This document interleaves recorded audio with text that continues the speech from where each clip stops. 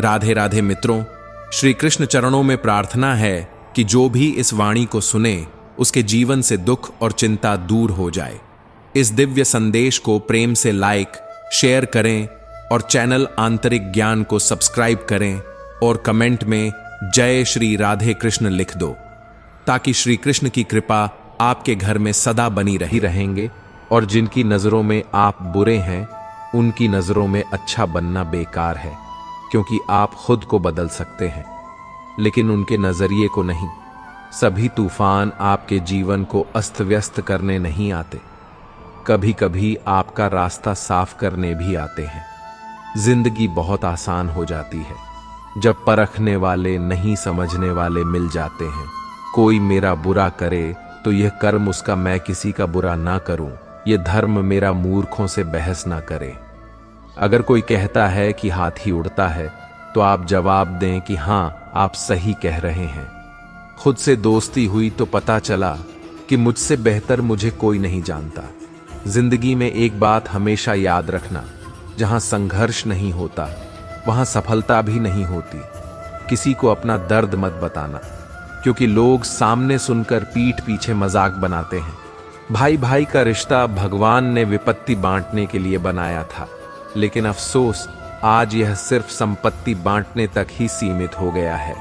अगर लोग आपको नीचे गिराना चाहते हैं तो इसका मतलब आप उनसे ऊपर है।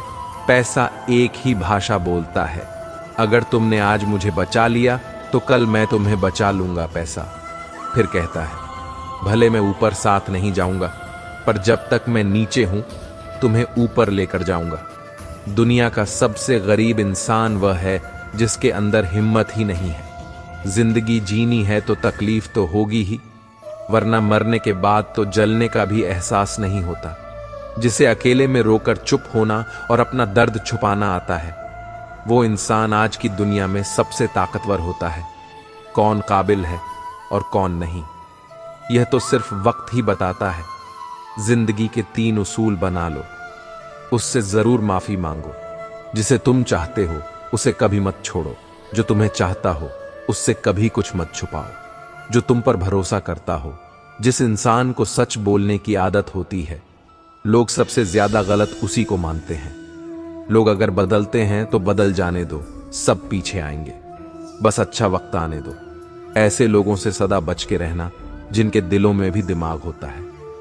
हर किसी को अपना समझना छोड़ दो, हमेशा खुश रहोगे। यह वह जमाना है जहां सच्चा दोस्त थोड़ा सा नाराज हो जाए तो वह दुश्मनों की लाइन में खड़ा हो जाता है और आपसे बदला लेने की ताक में रहता है। दिल 1000 बार चीखे, उसे चिल्लाने दो। जो आपका नहीं उसे जाने दो।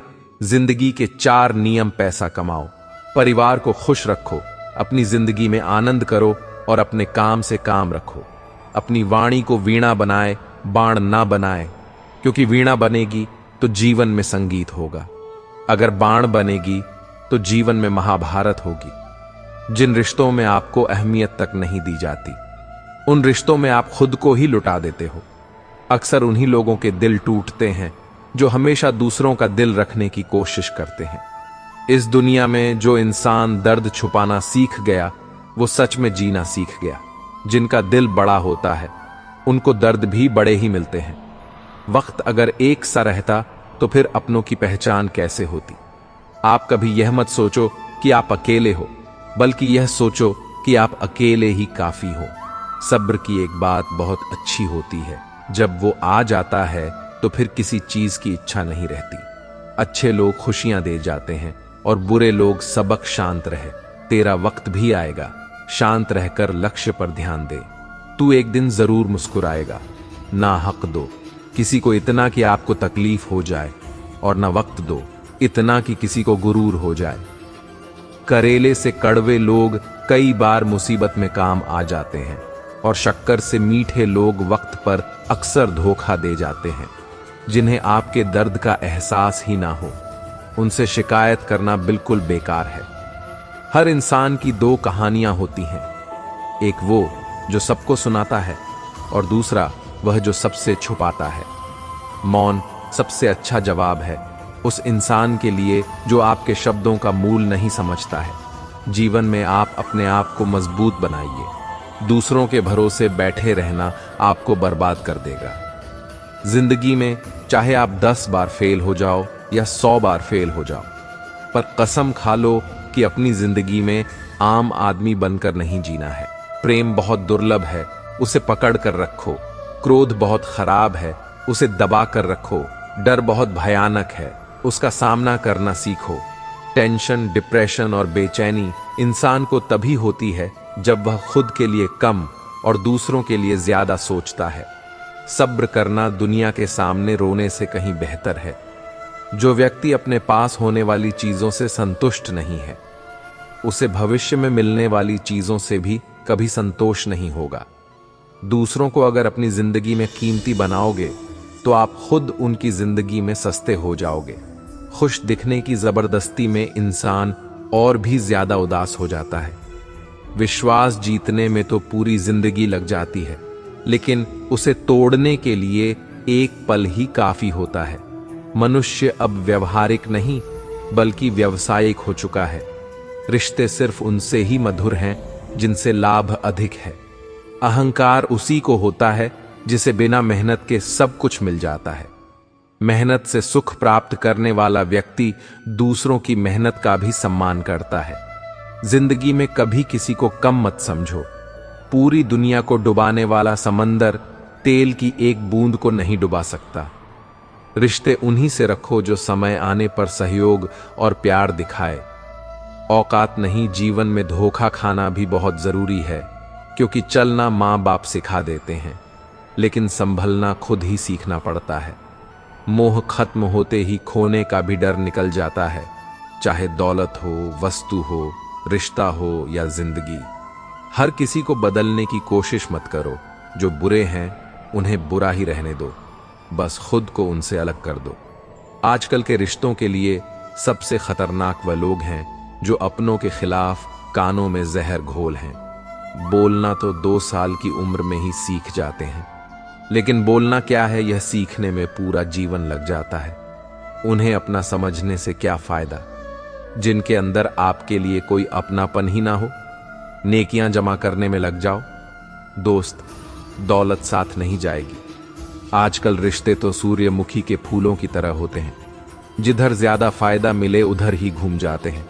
अपना और पराया क्या है? जो भावनाओं को समझे वो अपना, जो भावना से परे हो वो पराया, जो दूर होकर भी पास हो वो अपना, और जो पास रहकर भी दूर हो वो पराया। जिंदगी में हमेशा उनसे दूर रहना जो आप में वह कमी बताए जो आप में है ही नहीं। अपनी गलती को ना मानना। एक और गलती होती है, जो लोग अपनी गलती नहीं मानते वह आपको अपना कैसे मानेंगे। सब संस्कार की बात है, वरना माचिस से दिया भी जलाया जाता है और सिगरेट भी प्यार और दोस्ती हर जगह पाए जाते हैं, परंतु यह ठहरते वहीं हैं जहां पर इन्हें इज्जत मिलती है। ईश्वर से कभी उम्मीद मत छोड़ना और दुनिया से कभी उम्मीद मत रखना। भरोसा रखें। हम जब कहीं किसी का अच्छा कर रहे होते हैं तब हमारे लिए भी कहीं कुछ अच्छा हो रहा होता है। एक गांव में एक बहुत ही गरीब ब्राह्मण रहता था और उसके घर में एक विशाल पीपल का वृक्ष था। उस वृक्ष पर एक मोर मोरनी का जोड़ा रहता था। वह दोनों, मोर और मोरनी, बहुत ही बुद्धिमान थे। वह ब्राह्मण बड़ा ही सीधा साधा और सच्चा इंसान था। वह बेचारा गरीबी का जीवन जी रहा था और परिवार का पालन पोषण भी सही से नहीं कर पाता, लेकिन वह ब्राह्मण उन दोनों, मोर और मोरनी, का बहुत ख्याल रखता था। वह उनको खाने को भोजन देता और पीने के लिए पानी देता था। उस ब्राह्मण के दिल में जीव जंतुओं एवं पशु पक्षियों के लिए बहुत ही दया भावना थी। वह मोर और मोरनी भी उस ब्राह्मण के घर पर बहुत खुश थे। मोर को अपने लिए भोजन लेने कहीं जाना भी नहीं पड़ता था, क्योंकि ब्राह्मण भोजन उनके घोंसले में ही दे दिया करता था। फिर एक दिन मोरनी मोर से कहती है कि यह ब्राह्मण मन का कितना अच्छा है और हमारी कितनी सेवा करता है, परंतु यह आवश्यकता से ज्यादा सीधा साधा है। यह अपने भोलेपन के कारण अपना आत्मविश्वास खो चुका है और यह अपने परिवार का पालन पोषण भी ठीक प्रकार से नहीं कर पाता। मोर कहता है, हाँ प्रिय, गरीबी के कारण इसके जीवन में बहुत कष्ट है। तब मोरनी कहती है, संसार में यह 6 कष्ट बड़े ही दुखदाई होते हैं। पहला दुख है पत्नी का वियोग, दूसरा दुख है अपनों द्वारा किया गया अपमान, तीसरा दुख है कर्ज को ना चुका पाना, चौथा दुख है दुष्ट राजा की सेवा करना, पांचवा दुख है दुष्ट पुरुषों की संगत करना और छठा दुख है गरीबी में जीवन का गुजारा करना। इन दुखों के कारण मनुष्य का शरीर बिना अग्नि के ही जलता रहता है। ब्राह्मण को अत्यंत चिंतित और लाचार देखकर एक दिन मोर और मोरनी ने आपस में विचार किया कि हमें ब्राह्मण की कुछ मदद करनी चाहिए। बेचारा ब्राह्मण हमारे लिए इतना कुछ करता है, सारे पक्षियों की इतनी सेवा करता है, इसके बदले में हमें इसके लिए कोई काम, किसी रोजगार का इंतजाम करना चाहिए ताकि इसका और इसके परिवार का जीवन सुखी से व्यतीत हो सके। रात भर सोचने के बाद अगले दिन मोर और मोरनी ब्राह्मण से कहते हैं, हे ब्राह्मण, आप राजा के पास चले जाओ और राजा से कहना कि वह अपने यहां तुम्हें काम पर रख ले, और जिस समस्या को कोई नहीं सुलझा पाएगा उस समस्या को तुम सुलझा दोगे, और वेतन के रूप में राजा से रोज 100 स्वर्ण मुद्राएं मांग लेना। ब्राह्मण कहने लगा, हे पक्षियों, इतनी मुझ में काबिलियत कहां कि जो मैं राजा की समस्या का समाधान कर पाऊं, लेकिन फिर भी तुम दोनों कहते हो तो मैं चला जाता हूं। मोर और मोरनी के कहने से वह गरीब ब्राह्मण राजा के दरबार में पहुंच गया, और जैसा जैसा दोनों पक्षियों ने उसे समझाया था, ब्राह्मण ने राजा से वैसा ही कह दिया, और हर रोज वेतन के रूप में 100 स्वर्ण मुद्राएं भी मांग ले। राजा कहने लगा, ब्राह्मण, जानते हो 100 स्वर्ण मुद्राएं हमारे यहां मंत्री को भी नहीं मिलती हैं, और तुम हमसे 100 स्वर्ण मुद्राएं पाना चाहते हो। ब्राह्मण ने सिर झुकाकर उत्तर दिया, हां महाराज, 100 स्वर्ण मुद्राओं से कम नहीं लूंगा। उधर मंत्री ने ब्राह्मण को देखा कि उसका रंग सांवला है, शरीर बहुत कमजोर है, मैले कुचले फट पुराने वस्त्र हैं, सिर पर फटी हुई पगड़ी बंधी हुई है। उसका चेहरा बता रहा था कि वह ब्राह्मण बहुत ही गरीब है। फिर भी मंत्री को न जाने क्या सूझी। उसने राजा से कहा कि महाराज, इसे आप 100 स्वर्ण मुद्राओं के वेतन में रख लीजिए। ये ब्राह्मण गरीब तो है, पर 100 स्वर्ण मुद्राओं से कम में नहीं मान रहा है, तो इसमें कोई ना कोई काबिलियत जरूर होगी। राजा बोला, मंत्री जी, यदि मैं इसे 100 स्वर्ण मुद्राएं देकर काम में रख लूंगा तो क्या दूसरों के साथ अन्याय नहीं होगा? हमारे पुराने दरबारी भी इतने रुपए नहीं पाते हैं। मंत्री ने कहा, महाराज ब्राह्मण, यदि 100 स्वर्ण मुद्राएं पाने की जिद कर रहा है तो जरूर कोई ना कोई विशेष बात तो इसमें होगी। आप इसके चेहरे को देखकर किसी निष्कर्ष पर मत पहुंचना। मंत्री के बार बार आग्रह करने पर राजा ने ब्राह्मण को अपने यहां काम पर रख लिया। फिर शाम को राजा ने उस ब्राह्मण को 100 स्वर्ण मुद्राएं दे दी। 100 स्वर्ण मुद्राएं लेकर वह ब्राह्मण अपने घर आया, और वह मुद्राएं उसने अपनी पत्नी के हाथ में थमा दी। उसकी पत्नी ने आज पहली बार इतना धन देखा था। उसकी आंखें फटी की फटी रह गई। वह कहने लगी कि आप इतनी स्वर्ण मुद्राएं कहां से लाए हो? ब्राह्मण ने कहा, देखो, डरने की कोई आवश्यकता नहीं है। मैं यह मुद्राएं कहीं से चुरा कर नहीं लाया हूं। मैं इन 2 मोर और मोरनी के कहने से आज राजा के दरबार में गया था और राजा से 100 स्वर्ण मुद्राएं वेतन रोज पाने वाला काम मांग लिया। फिर मंत्री जी की सिफारिश पर राजा ने मुझे काम पर रख लिया। लेकिन मैं यह सोचकर हैरान हूं कि राजा ने रख तो लिया, परंतु कभी कोई ऐसा काम आ गया तो मैं उसे हल कैसे करूंगा? तभी मोर ने हंसते हुए कहा, ब्राह्मण देवता, घबराइए मत, देने वाला तो ईश्वर है। जब वो देता है तो छप्पर फाड़ कर देता है। जब उसने दिया है तो समाधान भी वही बताएगा। आज ब्राह्मण को उन दोनों मोर और मोरनी के फैसले पर बहुत खुशी हो रही थी। अब तो हर रोज ब्राह्मण को राजा के दरबार से 100 स्वर्ण मुद्राएं मिलने लगी। ब्राह्मण हर रोज मुद्राएं लाकर अपनी पत्नी को दे दिया करता था। ब्राह्मण की पत्नी ने पहले तो उन मुद्राओं से अपनी रोजमर्रा की जरूरत को पूरा किया और बचे हुए पैसों को ब्राह्मण और ब्राह्मणी ने मोर और मोरनी को दे दिया और कहा कि इन मुद्राओं पर तुम्हारा भी अधिकार है। फिर उन स्वर्ण मुद्राओं को मोर और मोरनी परोपकार के कार्यों में लगाने लगे। ब्राह्मण और ब्राह्मणी उन मुद्राओं से गरीबों को खाना खिलाने लगे। जंगल में रहने वाले पशुओं के लिए पानी की व्यवस्था करते और धीरे धीरे उन दोनों पति पत्नी ने एक पाठशाला खुलवा दी ताकि गरीब लोगों के बच्चे जो पैसों की कमी के कारण पढ़ नहीं पाते वह भी पढ़ सकें। अक्सर बहुत से गरीब बच्चों का भविष्य भी गरीबी के कारण सिमट कर रह जाता है। उनके अंदर की उठने वाली योग्यता को धन ना होने के कारण पंख नहीं मिल पाते, इसलिए योग्य होने पर भी वे लोग बस लाचार और बेबस बनकर रह जाते हैं। मोर और मोरनी ने भी उन रुपयों से नगर के हर एक गरीब और बेबस की सहायता की। उधर राजमहल में ब्राह्मण को देखकर दूसरे दरबारी उससे जलने लगे।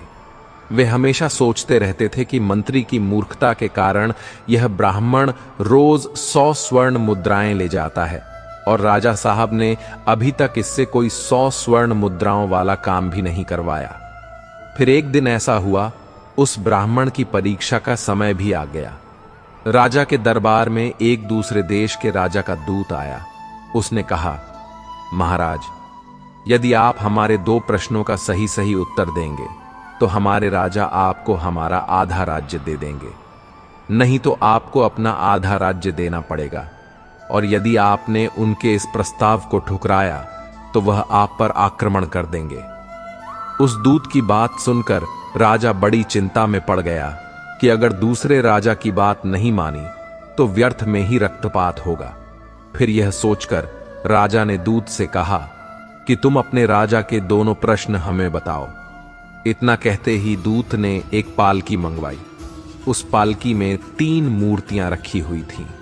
वो तीनों मूर्तियां संगमरमर के पत्थरों से बनी हुई थीं और तीनों मूर्तियां देखने में बिल्कुल एक जैसी लगती थीं। दूत ने कहा, महाराज, हमारे महाराज का पहला प्रश्न है कि इन तीनों मूर्तियों में श्रेष्ठ मूर्ति कौन सी है।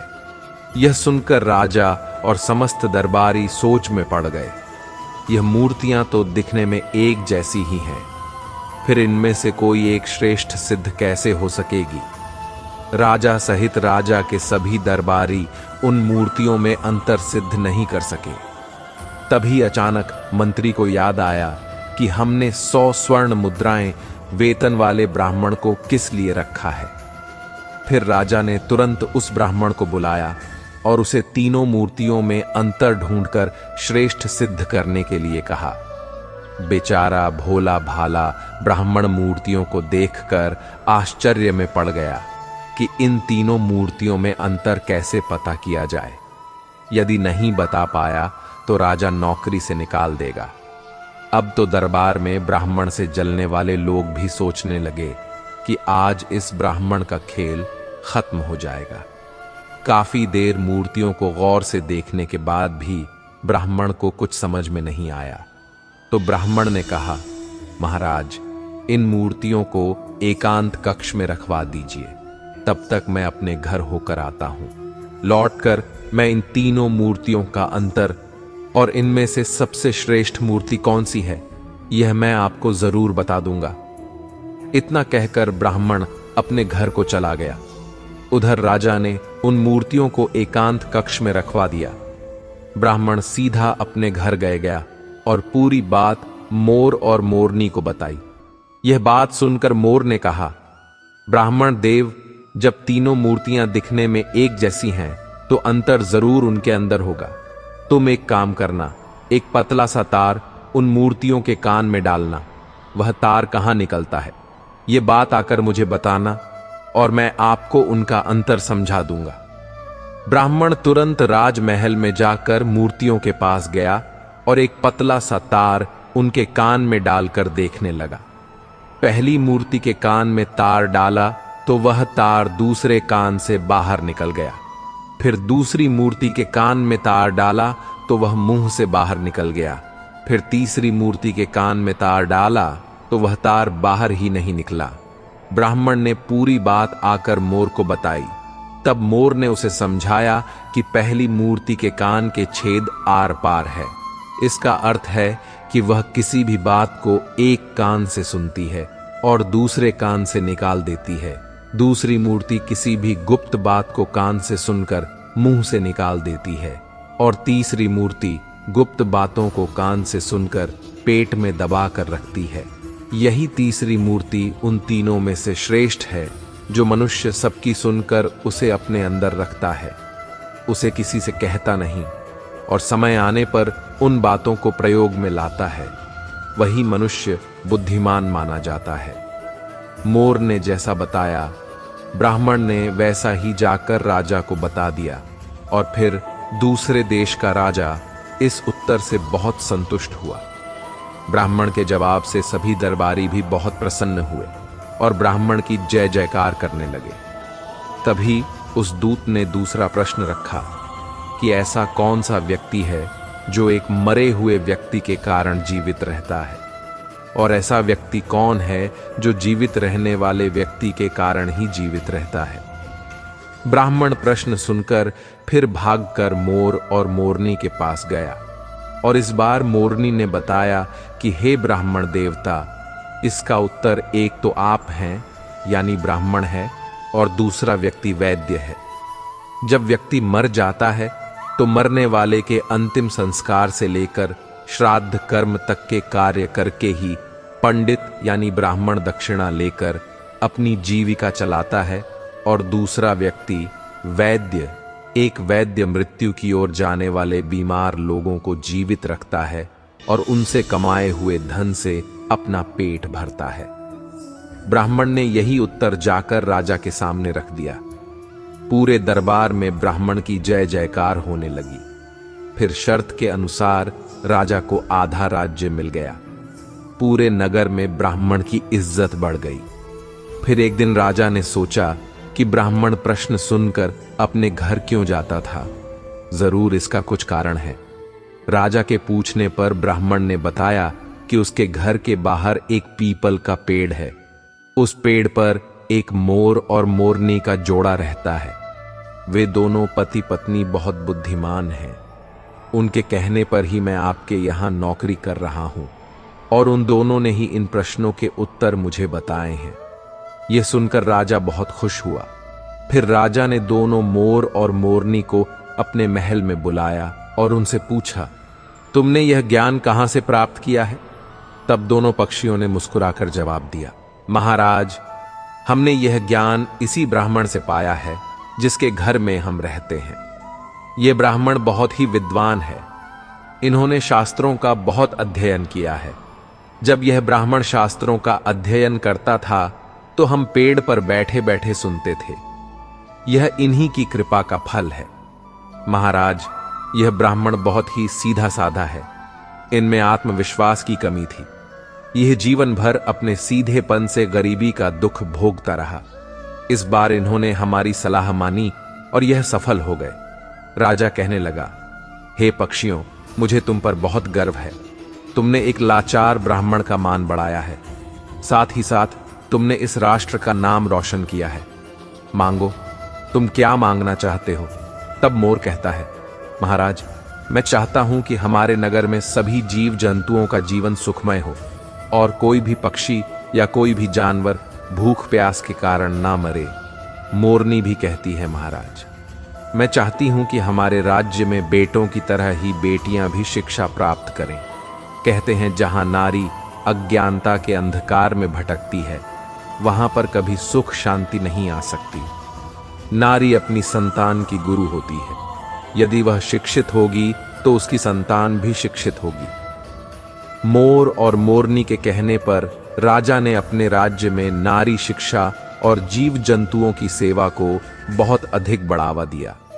जिस प्रकार सुंदर से सुंदर फूल भी बिना सुगंध के व्यर्थ है, उसी प्रकार मनुष्य चाहे कितना ही रूपवान हो, बलवान हो, बड़े कुल में पैदा हुआ हो, विद्या के बिना और जीव जंतुओं के प्रति दया के बिना सब